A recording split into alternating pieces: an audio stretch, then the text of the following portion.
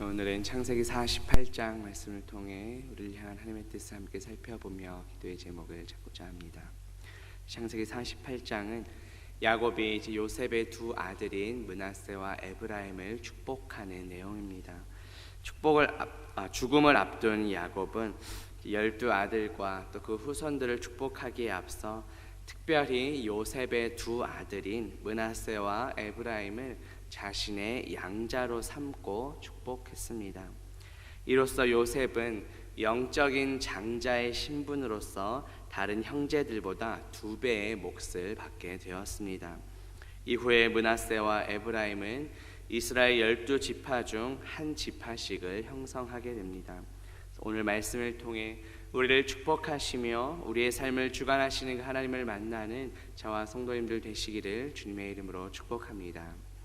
본문 1절 말씀 보시면, 이 일 후에 어떤 사람이 요셉에게 말하기를 내 아버지가 병들었다 하므로 그가 곧 두 아들 므낫세와 에브라임과 함께 이르니 라고 말씀합니다. 1절 말씀에 나오는 이 일 후에라고 이제 시작합니다. 여기서 말하는 이 일은 무엇입니까? 바로 앞장인 창세기 47장 후반부에서 야곱이 아들 요셉에게 자신이 죽으면 애굽에 장사하지 말고 조상들의 무덤이 있는 가나안 땅에 장사할 것을 맹세하게 한 그 일을 가리킵니다. 야곱이 병들었다 함을 이제 아들 요셉이 듣고서 요셉은 자신의 두 아들 므낫세와 에브라임과 함께 아버지 야곱을 찾아갑니다. 야곱은 힘을 내어 침상에 앉아 요셉에게 말합니다.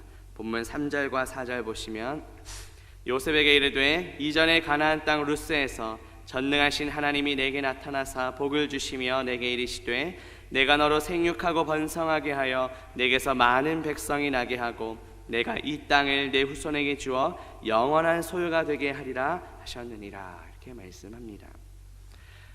루스는 베델의 또 다른 이름입니다.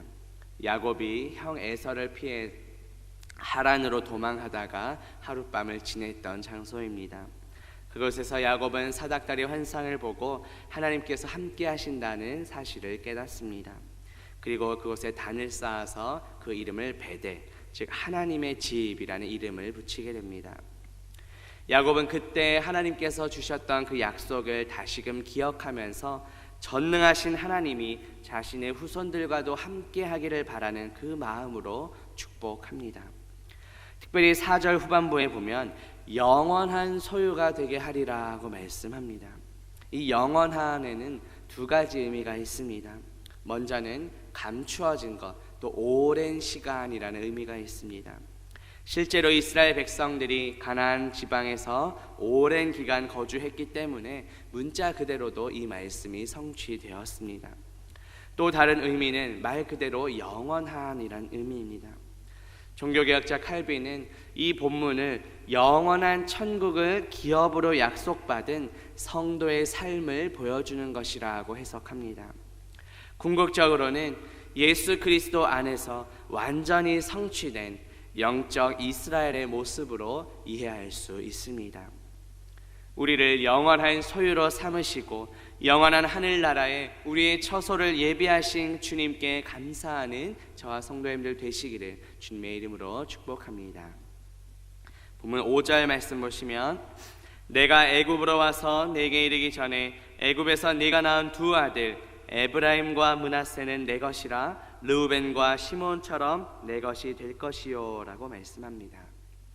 야곱은 요셉의 아들인 므낫세와 에브라임을 자신의 친아들인 르우벤과 시몬처럼 여기겠다고 말씀합니다. 이것은 실제적으로는 11번째 아들이었던 요셉을 장자로 삼겠다는 것과 마찬가지입니다. 고대 근동의 상속법에서 장자는 다른 아들보다 유산을 2배로 받았습니다. 만약 요셉의 두 아들이 다른 야곱의 아들처럼 된다면 요셉의 입장에서는 2배의 몫을 받게 되는 것입니다. 이후에 요셉의 두 아들 에브라임과 므낫세는 야곱의 아들과 취급이 되어서 이스라엘 12지파 가운데 각각 하나씩 지파를 이루게 됩니다. 가나안 땅 분배 시에도 다른 지파와 마찬가지로 독립된 기업을 얻게 됩니다. 오늘 본문을 통해 우리는 이스라엘 민족이 어떠한 특정한 혈육으로만 구성되지는 않았음을 보게 됩니다. 애굽의 피가 섞인 요셉의 두 아들도 이스라엘의 지파로 당당히 얻게 되었기 때문입니다. 이것을 통해 우리가 볼 수 있는 것은 이스라엘 민족이 거룩하기 때문에 하나님께서 택한 것이 아니라 하나님께서 이스라엘을 택하셨기 때문에 거룩한 백성이 된 것입니다. 그런데 훗날 유대인들의 모습은 어떻게 됩니까? 자신들의 그 혈통적인 우위를 내세우면서 이방인들에게는 배타적으로 대했습니다. 그로 인해 복음을 전파하는데 여러 가지 걸림돌이 되었습니다. 하지만 성경의 가르침은 무엇입니까? 구원에 있어서 유대인이나 이방인의 차별이 결코 없습니다. 우리는 혈통으로 구원을 받는 것이 아닙니다. 우리의 어떠한 자격이나 신분, 또 지위나 계층과는 전혀 관계없이 오직 예수 그리스도를 믿음으로 전적인 하나님의 은혜로 구원받습니다. 아무런 자격 없는 우리에게 독생자 예수 그리스도를 보내셔서 값없이 구원의 은혜를 베풀어 주신 하나님께 감사하는 저와 성도님들 되시기를 주님의 이름으로 축복합니다. 본문 14절 말씀 보시면 이스라엘이 오른손을 펴서 차남 에브라임의 머리에 얹고 왼손을 펴서 므낫세의 머리에 얹으니 므낫세는 장자라도 팔을 엇바꾸어 얹었더라 하고 말씀합니다. 그런데 이 엇바꾸다라는 이 단어에는 신중하다, 지혜롭다라는 의미도 있습니다. 야곱이 이와 같은 결정을 하기까지 신중하게 생각했다는 것을 우리가 볼 수 있습니다. 야곱이 돌발적으로 행동한 것이 아니라 하나님의 축복에 대해 깊이 생각한 후에 하나님의 뜻에 따라 이루어진 것임을 보여줍니다.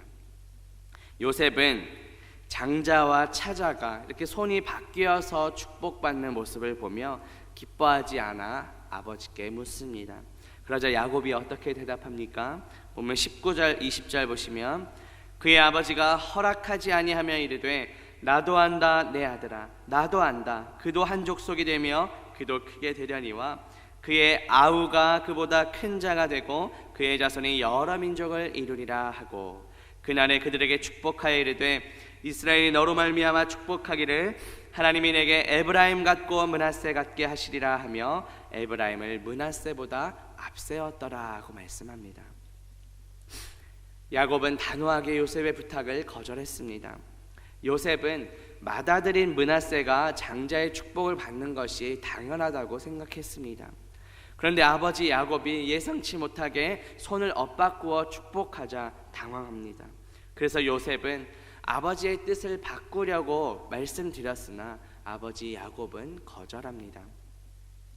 허락하지 아니했다는 것이 능동형으로 되어 있습니다. 결코 아버지 야곱이 나이가 많아서 착각한 것이 아님을 보여줍니다. 야곱은 하나님의 뜻에 따라 동생인 에브라임에게 장자권을 주는 것을 확신했습니다. 그리고 이어서 야곱은 요셉에게 말합니다. 오늘 본문 마지막 21절 22절 보시면 이스라엘이 또 요셉에게 또 이르되 나는 죽으나 하나님이 너희와 함께 계시사 너희를 인도하여 너희 조상의 땅으로 돌아가게 하시려니와 내가 내게 네 형제보다 세겜 땅을 더 주었나니 이는 내가 내 칼과 활로 아모리 족속의 손에서 빼앗은 것이니라 하고 말씀합니다. 야곱은 자신이 죽은 뒤에도 여전히 하나님은 살아계신다고 말씀합니다. 하나님께서는 앞으로 계속해서 후손들과 함께 계실 것을 말합니다. 야곱은 택한 자를 영원토록 보호하시는 그 하나님을 굳게 믿었기에 이 죽음을 눈앞에 두고도 담대할 수 있었습니다.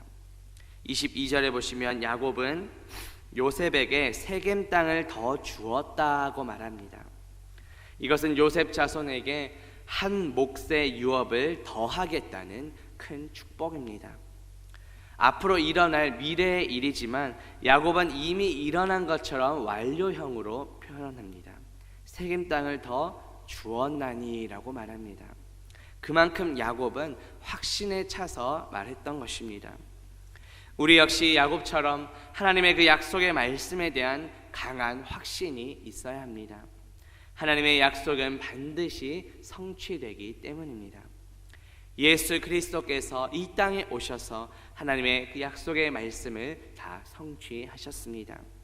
모든 그 약속의 말씀을 다 이루신 예수 그리스도 안에서 축복을 누리며 살아가는 저와 성도님들 되시기를 주님의 이름으로 축복합니다. 기도합니다. 하나님 아버지, 오늘 말씀을 통해 야곱이 요셉의 두 아들 므낫세와 에브라임을 축복하는 모습을 살펴보았습니다. 축복의 주권은 오직 하나님께 있음을 믿습니다. 예수 그리스도께서 모든 약속의 말씀을 다 이루신 줄 믿습니다. 모든 약속의 말씀을 다 이루신 예수 그리스도 안에서 축복을 누리며 살아가는 우리 모두가 되게 하옵소서. 예수 그리스도의 이름으로 기도합니다. 아멘.